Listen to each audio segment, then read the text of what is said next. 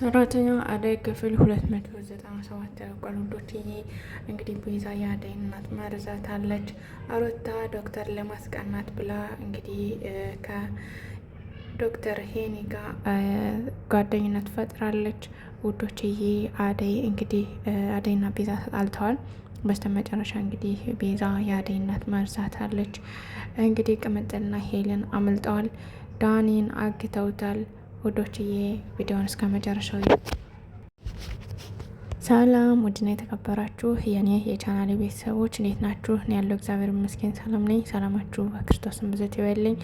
በቅድሚያ ለቻናሌ አዲስ የሆናችሁ ሰብስክራይብ በማድረግ ቤተሰብ እየሆናችሁ እንዲሁም ደግሞ ሀሳብ አስተያየት ካላችሁ ኮሜንት ስራ አስቀምጡልኝ። እንዲሁም ላይክ እና ሸር በማድረግ ቤተሰብ ሆኑ። በዛ ደግሞ ከይቅርታ ጋር ያው ሁሌም እንግዲህ ስለምላችሁ በጣም ይቅርታ። ነገር ግን ቪዲዮን እያያችሁ ኮፒ ሊንክ ብታደርጉልኝ 5 ጊዜ ለእኔ ይጠቅመኛል ማለት ነው። ለማንኛውም ውዶችዬ ኤላ ዛሬ መጥቷል። እንግዲህ እንዳያችሁት ኤላ መንገድ ላይ ከቤዛ ጋር ተገናኝተዋል። እንግዲህ ቤዛን ምን እየሰራሽ ነው? ምንስ እያረግሽ ነው?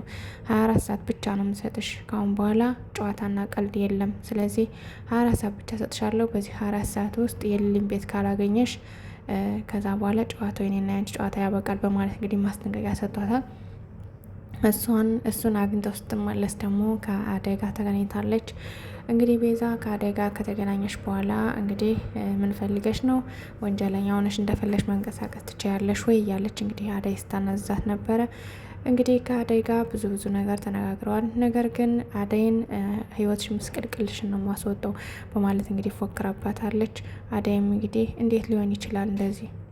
አንቺ የተረገምሽ ሰው ነሽ። ስለዚህ እዛው የምታደርግ እንትን የምትሆን እንደፈለግሽ መሆን ትችላለሽ። ነገር ግን በእኔና ከሊልዬ ላይ እርጅሽን አንሽ በማለት እንግዲህ ተደጋጋሚ ስትላን ነበረ። ነገር ግን ቤዛ ግን ያንቺና የሌን ህይወት መስቀልቀሉን ሳላወጣ በፍጹም እዚህ ሀገር እዚህ ቦታ አልጠፋም በማለት እንግዲህ ፎክራባት ሄዳለች ማለት ነው። ውዶችዬ እንግዲህ ቅምጥልና ሄሉ አምልጠዋል። እንግዲህ ዳኒን አግተውታል ማለት ነው። ዲያመንድና ኮክሻ እንዲሁም ኪንጎ ሆነው አስረው ዲያመንድን ማለቴ ዳኒን አግተው አስቀምጠውታል ማለት ነው። እሱን አግተው ካስቀመጡ በኋላ እንግዲህ ግማሻቸው እሱን እየጠበቁ ግማሻቸው ደግሞ ቅምጥልና ሄሉን ፈልጉ በማለት እንግዲህ ልከዋቸው ነበረ። እንግዲህ ኪንጎና መለኛው ቅምጥን በመፈለግ አጣዋል ማለት ነው። ማዘሯ አጋጣሚ መንገድ ላይ አግኝተዋት እንግዲህ እየተንቀጠቀጠች ነበረ።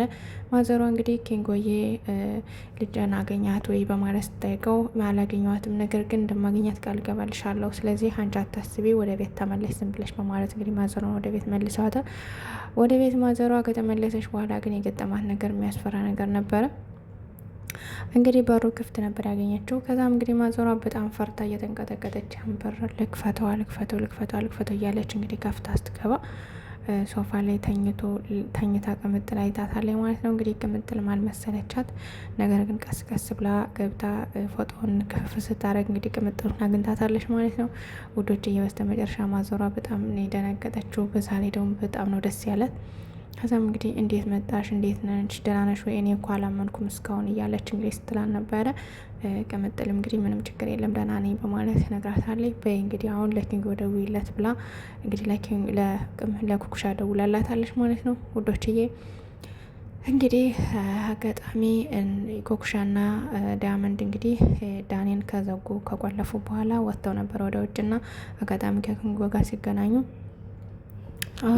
ቅምጥል እናገኛችኋት ወይ አዲስ ነገር አለ ወይ በማለት ሲጠያየቁ ነበር። ነገር ግን በፍጹም ምንም አላገኘናትም በማለት እንግዲህ ሲሉ ነበር ማለት ነው። ከዛ በስተመጨረሻም ስልኩ እንግዲህ አጋጣሚ የኩኩሻ ተደውሏል። ኩኩሻ እንግዲህ አንስታ ምንድነው አለው ስትል ቅምጥል እኔ ከቤት ነኝ በማለት እንግዲህ ነግራታለች ማለት ነው።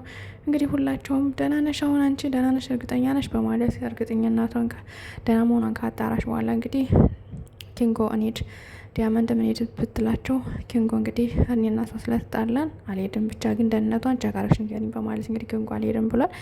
ዲያመንድም እንግዲህ በቃ ተረጋግተን ኪንጎን አረጋግቼ ይዤው እመጣለሁ አንቺ ሂጂ በማለት እንግዲህ ኩኩሻ እንድትሄድ አድርገዋታል ማለት ነው። ኩኩሻም እንግዲህ ቀጥታ ወደ ቅምጥል ሄዳለች። ውዶችዬ ኪንጎና ዲያመንድ ቀርተዋል ማለት ነው። ወዳችዬ ለማንኛውም ኩክሻና ማለት ቅምጥና ሄሉ ስለተለቀቁ በጣም ደስ ብሎናል። እንግዲህ ሄሉ ችግር ውስጥ ናት። ሄሉ እንግዲህ አጋጣሚ የአበበ የድሮ ፍቅረኛው ጋር እያወራ እሷ ደግሞ በር ላይ ሆና ስትሰማ ነበረ። የድሮ ፍቅረኛው እንግዲህ እሷ ናት ያሳገተቻት ማለት ነው። ሄሉን ከቤዛ ጋር ተመካከራ እሷ ናት ያሳገተቻት። ስለዚህ ለምንድን ነው ከሄሉ ራሱ ውረጅ፣ ምን አድርጌሽ ነው? በቃ ልኖርበት ህይወቴን አትበጥጨኝ እያለ እንግዲህ ሲላት ነበር አበበ። የአበበ የድሮ ፍቅረኛው ናት ማለት ነው። እንግዲህ አበበን ለማግኘት ስትል ያደረገችው ሴራ ይህን ይመሳ ማለት ነው ውዶችዬ። ነገር ግን ሄሉ ደግሞ ቦታ ባሰጣጠሩ ነበረ። ነገር ግን ሄሉ ደግሞ አንተ ነው ጭምር አለህበት እጅህ፣ ስለዚህ አንተ ነው ያሳገትከኝ ማለት እንግዲህ ባሏን እየተቆናቆነች ያው ልብሴንም እኔንም ሻንጤን ይዤ እወጣለሁ ማለት እንግዲህ አትንካኝ አትነካካኝ በማለት ገብታለች ማለት ነው ውዶችዬ። እንግዲህ ሄሉና አበበ ይታረቁልን። እንደዚህ ትንሽ ግትር ስትል ያስጠላል ድራማው ማለት ነው። ፍቅር ሲሆኑ ነው የሚያምርባቸው።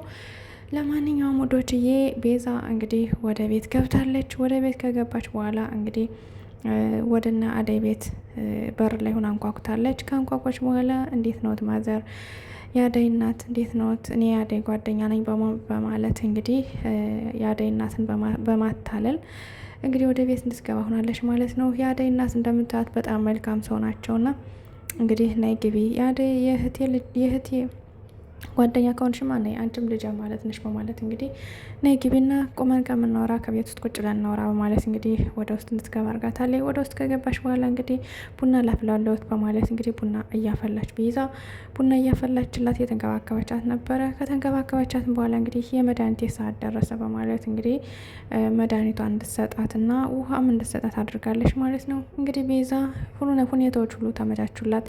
እንግዲህ ከዛ ከውሃው ላይ መርዝ ጨምራ ሰታታለች ማለት ነው። እንግዲህ የአደይ እናት ክኒኑን ተቀብላ ያን መርዝ ታጥታለች ማለት ነው። ውዶችዬ ቀጣይ ክፍል እንግዲህ ምን ይፈጠራል፣ የአደይ እናት ምን ትሆናለች የሚለውን ቀጣይ ክፍል እናያለን ማለት ነው። የአደይ እናት ምንም መሆን የለባትም እያልን ደግሞ ኮሜንት ላይ ዋናው ፔጅ ላይ እናስቀምጥላቸው። ውድና የተከበራቸው የቻናል ቤተሰቦች እንግዲህ አደይ አጋጣሚ ወደ ውጭ የሆነ ቦታ ስራ አለኝ በማለት ነው እንግዲህ ታታት ይወጣች ማለት ነው። እናቷን ብቻዋን ትታት መውጣት የለባት ነበር። በዛ ደግሞ ወይ ብርሃን ስትመጣላበት ጥሩ ነበረ። ትንሽ ይከብዳል ማለት ነው።